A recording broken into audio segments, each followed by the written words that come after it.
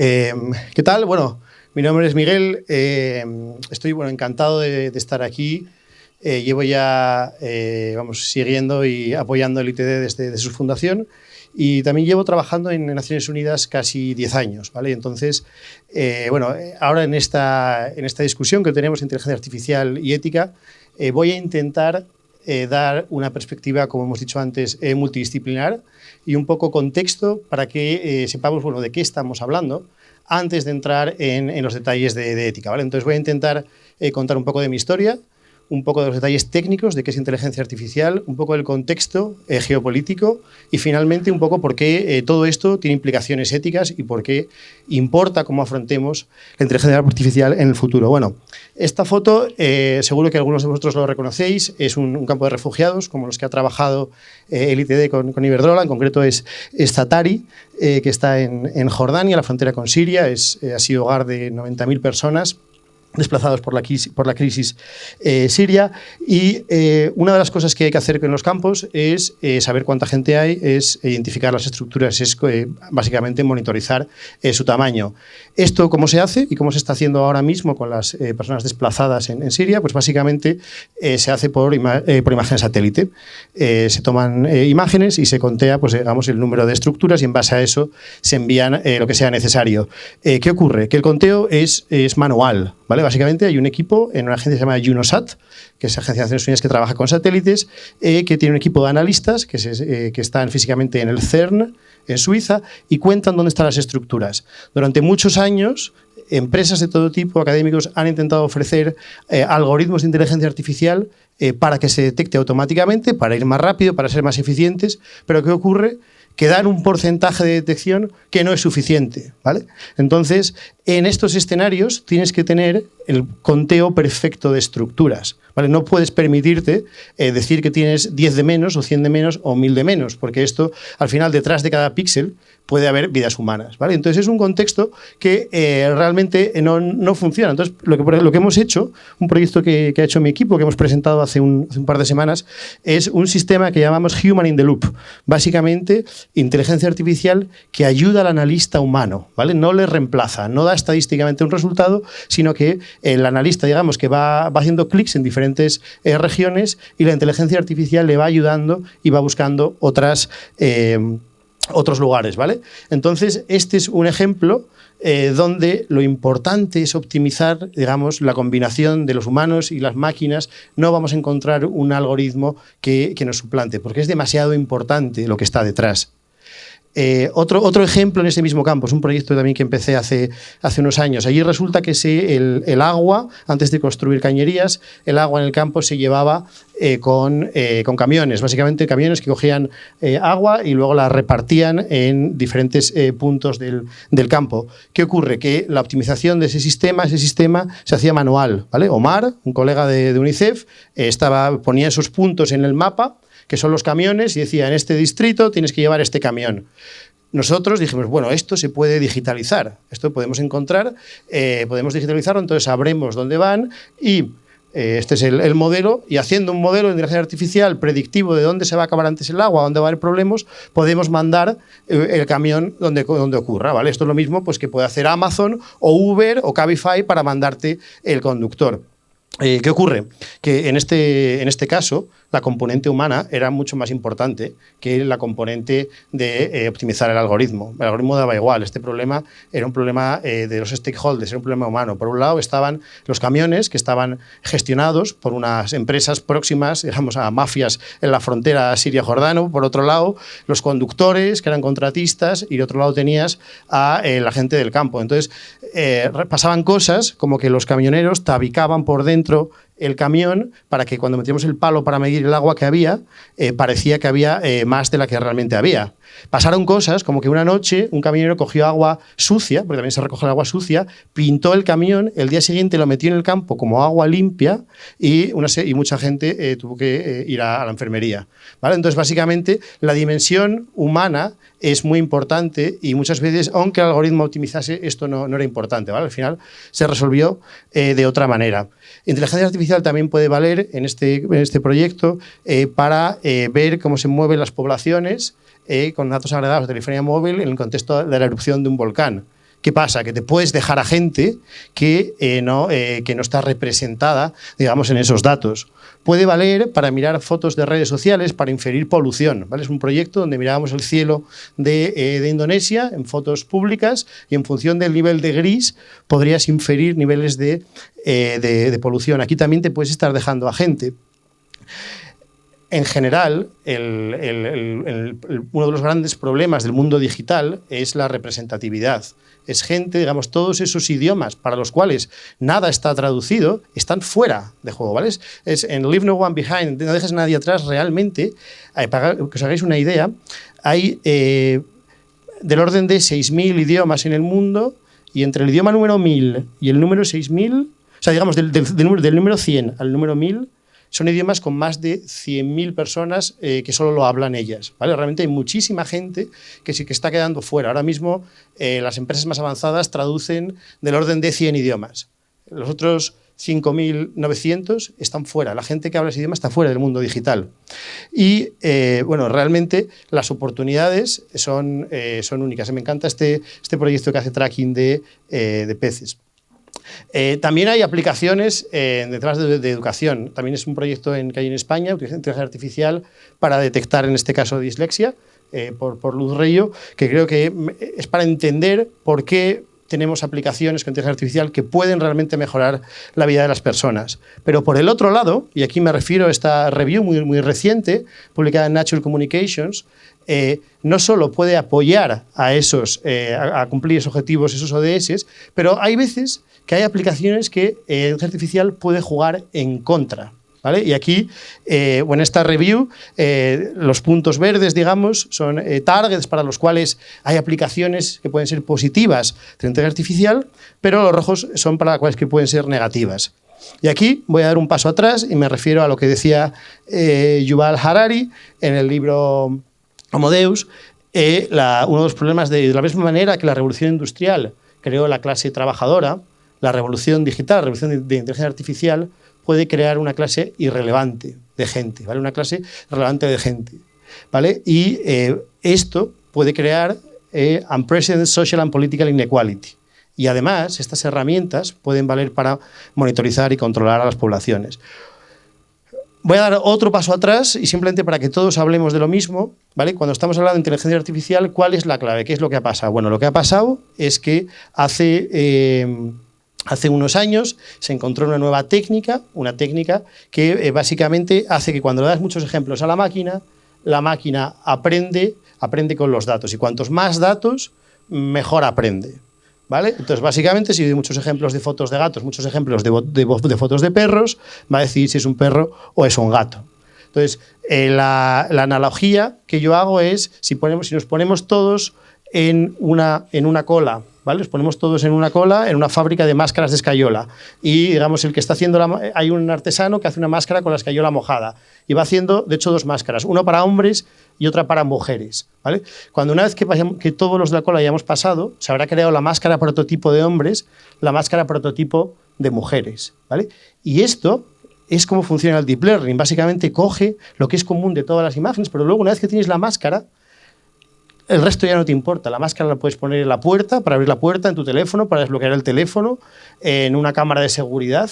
Entonces, la gracia o lo que está pasando es que hay una carrera sin freno para encontrar los datos, porque el primero que encuentra los datos puede crear la máscara y usar la máscara es gratis, ¿vale? Y entonces ese concepto creo que es muy importante y luego vendrá. Entonces, una vez que tenemos la máscara, podemos hacer vehículos autónomos, pero también podemos hacer armas autónomas, podemos medir malnutrición en fotos, pero también podemos hacer surveillance, podemos seguir a la gente, podemos hacer diagnosis, podemos hacer muchas cosas. Y no solo en fotos, también en texto, podemos traducir, pero también podemos detectar, digamos, discurso de odio, chatbots, podemos hacer análisis de sentimiento para intentar manipular. Es realmente, una vez que tienes muchos ejemplos de algo, puedes utilizarlo en ambas direcciones. ¿Cuáles son los retos de este nuevo tipo de tecnología y por qué estamos ahora tan preocupados con estos temas éticos? Porque, bueno, lo primero es que el modelo de Deep Learning, inteligencia artificial, busca rasgos compartidos en todas esas fotos, pero no tiene por qué tener una explicación lógica. ¿Vale? Hay un ejemplo muy famoso donde hubo un detector de fotos de caballos que funcionó súper bien y no era por los caballos, es porque todos los había hecho el mismo fotógrafo y había una marca de agua que es lo que había detectado la máquina. ¿Vale? Entonces, ojo, primer tema es planeabilidad, que está en los principios éticos que mis colegas discutirán, es muchas veces no sabemos cuál es el patrón que se está tomando. Otro tema es el bias, realmente el bias. Básicamente, como está basado mayormente, el sesgo, como estaba basado mayormente en los ejemplos que le has dado, pues puede que si los ejemplos no son suficientes, no funcione tan bien. Es un proyecto muy famoso, se llama Gender Shades, donde se veía como algoritmos de reconocimiento de caras no funcionaban igual de bien para hombres que para mujeres, no funcionaban igual de bien para diferentes tonalidades de cara, para gente blanca que para gente de asiática o afroamericana. Entonces, de esta manera, estás introduciendo un bias, un sesgo en el resultado de la inteligencia artificial. Es importante distinguir que el sesgo está en la máscara, ¿vale? Está en el modelo de inteligencia, el modelo de AI. Es importante, es la máscara. No está en la herramienta que utilizó el artesano para fabricarlo. O sea, generalmente los sesgos se introducen no en el algoritmo que creó la máscara, el modelo, sino el modelo, ¿vale? Y están basados en los datos de entrada, generalmente. Entonces, luego pasan cosas, nos encontramos con un mundo nuevo una vez que damos muchos ejemplos a la máquina, ¿vale? ¿Quién cree que la foto de la derecha, la de la mujer, es verdadera? Hay una que es verdadera y otra que es falsa. Es una persona que nunca ha existido. Es una foto que ha hecho la máquina. ¿Quién cree que la de la derecha es verdadera? ¿Y quién cree que la de la izquierda es verdadera? Bueno, pues la persona de la derecha es la falsa. Tiene dos pendientes, uno de cada tipo, pero vamos, si no, tenía la misma pinta. ¿Quién cree que el bebé es el verdadero? ¿Quién cree que la chica es la verdadera? Hay mucho indeciso. El bebé es el verdadero. Entonces, lo que ocurre es que esta tecnología de alimentar la máquina para que pueda crear imágenes que nunca han existido, es gente que nunca ha existido, ahí está llegando a niveles increíbles, ¿vale? Esta noticia es de hace, 19 de febrero. Estos son los deepfakes, que habréis oído hablar de ellos, y básicamente puedes crear, por un lado, personas que nunca han existido, por otro lado, puedes crear imágenes de gente diciendo cosas que nunca han dicho. Aquí hablan de que por primera vez deepfakes se han introducido en las elecciones indias. A mí me preocupa. Yo creo que es posible que el próximo genocidio empiece por un vídeo falso que nunca ha existido, transmitido por WhatsApp en un país con historial complicado. Es posible, ¿vale? Y esto está pasando. Entonces, no solo los deepfakes, aquí también me gusta dar un paso atrás.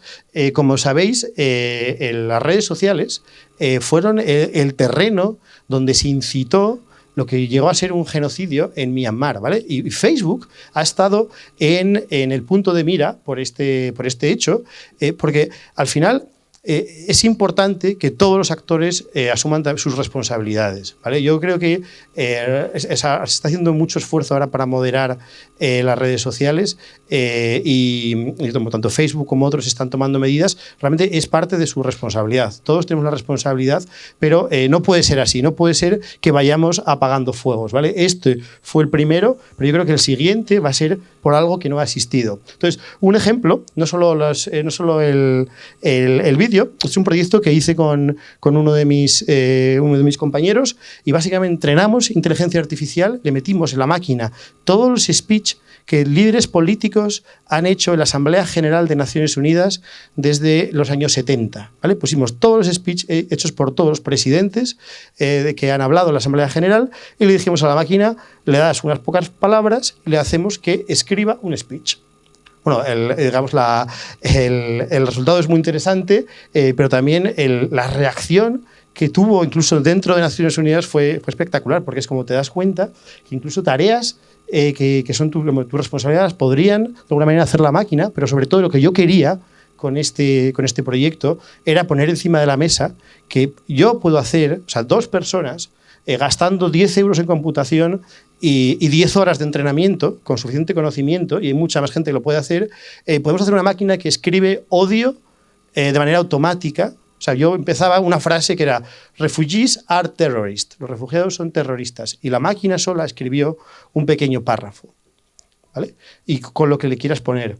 Entonces, eso tiene muchas implicaciones y este es el momento de discutirlo.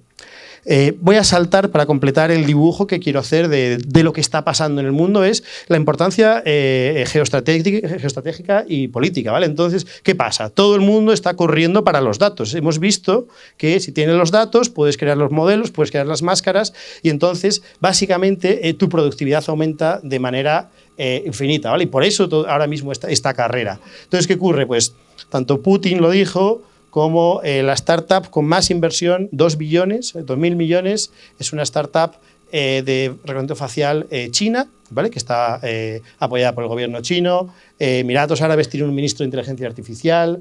Por otro lado, Francia y Canadá están proponiendo un panel parecido al panel que hay en clima, pero para hablar de inteligencia artificial. La OCDE ha propuesto sus principios. Entonces, ¿qué está pasando? Pues básicamente los diferentes bloques, digamos a nivel mundial, cada uno está haciendo, está moviendo fichas hacia donde cree que tiene sentido, donde cree que esto le va a ayudar para avanzar su sociedad, y cada uno poniendo el foco en lo que más le interesa. Europa está abogando por una inteligencia artificial, human-centric, basada en el hombre. En el lado asiático, el Estado, digamos, puede tener más control. En Estados Unidos, pues probablemente se está primando, digamos, el interés del sector privado. Y eso resulta, bueno, en la realización o el proceso de realización de estrategias que tienen que ver con la inteligencia artificial en muchos países del mundo. Este screenshot es de la página de la OCDE, que la saqué ayer, de todos los países que están en estos temas. Pero bueno, mis colegas luego en la discusión igual hablan también de estos temas. Entonces, digamos que además del aspecto técnico, el aspecto, digamos, geoestratégico, ahora voy a saltar al aspecto ético, ¿vale? Y esto es la introducción a lo que vamos a discutir hoy. Entonces, tanto el sector privado como los think tanks, como los gobiernos, todo tipo de instituciones está creando sus principios éticos que guían el desarrollo de inteligencia artificial, ¿vale? Hay rasgos comunes, y esta review en Natural Machine Intelligence de hace unos meses mostraba cuáles eran los principios que eran más comunes en estas listas, digamos, a nivel mundial. Ponía transparencia, primero, justicia, y fairness, reproducibilidad, privacidad, y realmente son elementos clave, y yo creo que se van a discutir a continuación, pero voy a poner énfasis en los 3 últimos de la lista, porque a mí esto me tiene también intranquilo. Los 3 últimos de esta lista son sostenibilidad, dignidad y solidaridad, ¿vale? Esos son los 3 últimos valores que realmente solo el 13% de las listas de principios éticos los mencionan. Voy a empezar por sostenibilidad. Sostenibilidad, además, para ti doble interpretación. Por un lado es, como hemos visto, puede valer para lograr o acelerar el progreso hacia los ODS, pero también hay un componente climático o energético. Realmente, hasta hace muy poquito, hasta este artículo que es de junio del año pasado, nadie había puesto encima de la mesa cuál es el coste de entrenar un chatbot, cuál es el coste energético de la inteligencia artificial. Y es algo que, si realmente en un futuro el sector digital se va a llevar un tanto por ciento mayor al 10% del PIB mundial, tenemos que empezar a pensar que realmente no es cuestión de, cuanto más grande mejor, sino que aquellos experimentos que vayamos a hacer de inteligencia artificial tienen que contar con un assessment climático, ¿vale? Aquí estamos viendo que entrenar un chatbot, no sé si era lo mismo que viajar 100 veces entre Madrid y Nueva York en avión o algo así. O sea, realmente los datos son muy importantes, es algo que no está en el radar, ¿vale? Otro punto es dignidad. Yo creo que es importante, también otros debates éticos, las armas autónomas letales, ¿vale? Básicamente, no existe hoy en día. De la misma manera que, que hay una convención en torno a armas químicas o armas nucleares, no se da el caso para armas autónomas, no se da el caso para digamos, un dron que pueda ver tu cara y en función de los dedos rasgos disparar, básicamente. Entonces, bueno, esta campaña me gusta bastante, Stop Killer Robots, y hay una cosa interesante, es que este tipo de pensamiento hizo que hace unos meses muchos empleados de una gran compañía tecnológica firmaban una carta diciendo, bueno, que no querían trabajar para una compañía que crease tecnologías que acabasen aquí, pero que los ingenieros no podían delegar las implicaciones morales del uso de la tecnología que desarrollaban, ¿vale? Y ese concepto creo que es muy importante, es un concepto que también desde la universidad tenemos que pasar a nuestros ingenieros. No solo es hago la herramienta y ya está, es ¿y esto para qué se va a usar? Y si no se va a usar para una cosa que no creo que es la correcta, entonces tal vez no tenga que hacerla, ¿vale? Y eso implica empezar a introducir estos cursos, estas materias que tengan que ver con ética, que tengan que ver con el para qué. Porque ahora mismo, digamos que hemos saltado puedes hacer tecnología muy poderosa, muy poca gente en muy poco tiempo. Un último punto y es el tema de solidaridad. Este tema es un punto que a mí me ha parecido particularmente llamativo. Solidaridad está como principio en un 30% de las constituciones del mundo, ¿vale? Es compartir lo que sale bien y lo que sale mal, ¿vale? Pero es algo que en ningún momento está ahora mismo encima de la mesa con la inteligencia artificial. Estamos hablando de trustworthy inteligencia artificial, de inteligencia artificial que podamos confiar. Eso es tecnología que funciona como tiene que funcionar. Pero creo que hay que mirar más allá, hay que mirar lejos, y porque también puede ser ingeniería genética que coge trozos de ADN y crea quimeras. Eso también sería confiable, pero ¿para qué? ¿Vale? Y aquí es donde el componente ético vuelve a entrar. O sea, yo creo que el concepto de solidaridad o similar, que es repartir la productividad que nos da la inteligencia artificial, así como repartir los posibles problemas, debería de ser algo que estuviese encima de la mesa desde el principio. Entonces, bueno, ya terminando, un poco, estos son algunos de los riesgos o de los temas que habría que tener en mente cuando desarrolla este tipo de tecnología. Estamos hablando de armas autónomas, del concepto de vigilancia, los deepfakes, las fake news, la manipulación, el microtargeting, pero también lo que decía Yuval Harari, la desigualdad. Al final, es posible que estemos en un escenario en el que todo el mundo está corriendo para encontrar los datos. El primero que encuentra los datos puede automatizar cualquier tarea y ya no necesitas a aquellos que te han dado los datos. Igual no necesitas en el fondo a la gente. Si yo automatizo esa tarea, ya no necesitaré a más gente. Y eso es lo que Yuval Harari quiere decir cuando dice una clase irrelevante. Una clase porque básicamente igual la productividad es tal y en una economía de winner take all, el primero que llegue se lo lleva, no hace falta contar con toda la gente. Entonces, para mí es muy importante también que los derechos humanos sean una de las claves digamos, de los principios que rijan el desarrollo de este tipo de tecnologías. Os animo a leer este report, si no lo habéis leído, The Age of Digital Independencia. El secretario general de Naciones Unidas ha lanzado un camino, ha lanzado primero un alto panel que ahora estamos, digamos, en el follow-up, y es cuál es el futuro del mundo, cómo vamos a cooperar de manera digital. Creo que es muy interesante porque después de este report, hecho por expertos independientes, se están planteando las líneas maestras de la cooperación digital a nivel, digamos, internacional. Como hemos visto, están los dos lados, como puede ser la energía nuclear, puedes crear energía nuclear, puedes tener medicina nuclear, también puedes tener armas nucleares. Tenemos que decidir cómo vamos a mover. Un último apunte, estos son dos noticias de las últimas, diría, 72 horas.